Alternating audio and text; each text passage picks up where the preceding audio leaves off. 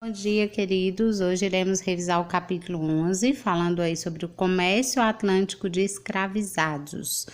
Irei fazer uma revisão oral, espero que vocês façam a de vocês por escrito para facilitar os estudos.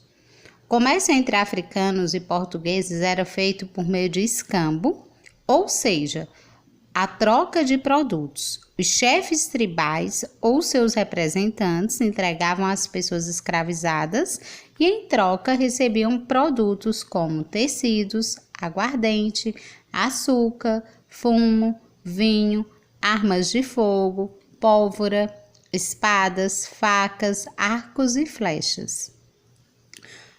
Como vocês já imaginam, eles eram transportados, o trajeto entre a África e o Brasil durava aí cerca de 3 meses, dependendo aí do local de destino e das condições de navegação.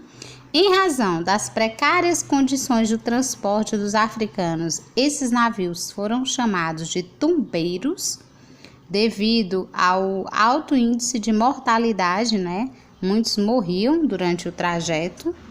O cotidiano dos navios negreiros era angustiante, a alimentação para os escravos era escassa, ou seja, era pouca, não havia banheiros, o abafamento provocado aí pelo aglomerado de pessoas em ambientes sem janelas, em conjunto com o sacolejo do mar, gerava aí um mal-estar contínuo.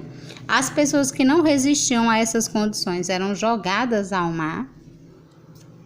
As condições de transporte eram desumanas, centenas de pessoas eram amontoadas de forma que não podiam se mexer, nem para esticar suas pernas ou se levantar.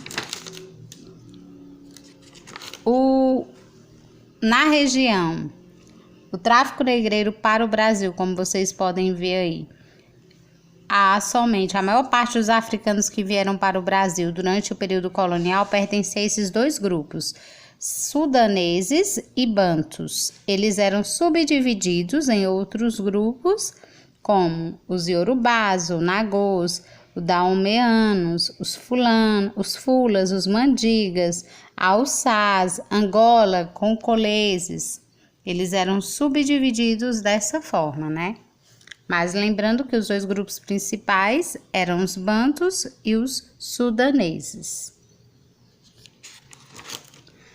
Nas cidades, para aumentar aí seus rendimentos, muitos senhores utilizavam os escravizados como escravos de ganho. O que são escravos de ganho? São escravos que trabalhavam vendendo todo tipo de mercadoria e eram obrigados a dividir com os senhores tudo o que ganhava.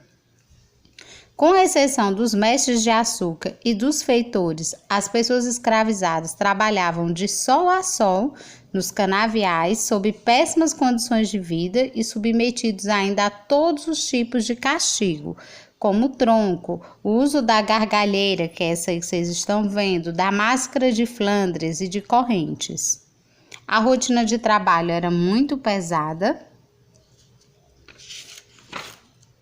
Mesmo com todos os infortúnios, os africanos escravizados, eles não se deixavam abater e resistiam de várias maneiras ao sistema que os rodeava. Uma forma de resistência foi a preservação de algumas de suas tradições, como os cânticos, os rituais, os cultos religiosos e mesmo algumas festas que contribuíram aí para a formação de novas sociedades. Nas poucas horas de descanso concedidas aí pelos senhores, era comum os batuques, as danças, a capoeira e a narração também de histórias feitas pelos mais velhos, A rebelião também foi uma forma de resistência, mas envolvia maiores riscos, Para expressar sua revolta, alguns se suicidavam na tentativa de se livrar dos maus tratos, outros matavam seus senhores e capatazes e muitos fugiam e se escondiam no interior da mata. Nesse caso aí, os fugitivos formavam as comunidades, que eram chamadas de mocambos ou quilombos. Os quilombos, eles foram uma expressiva resposta coletiva à brutalidade da escravidão. Um dos quilombos mais importantes pelo tamanho de sua população e por sua prolongada existência foi o Quilombo dos Palmares, que teve como líder Zumbi. Bom, gente, nosso conteúdo de hoje é até aqui. Espero que tenham compreendido. Bons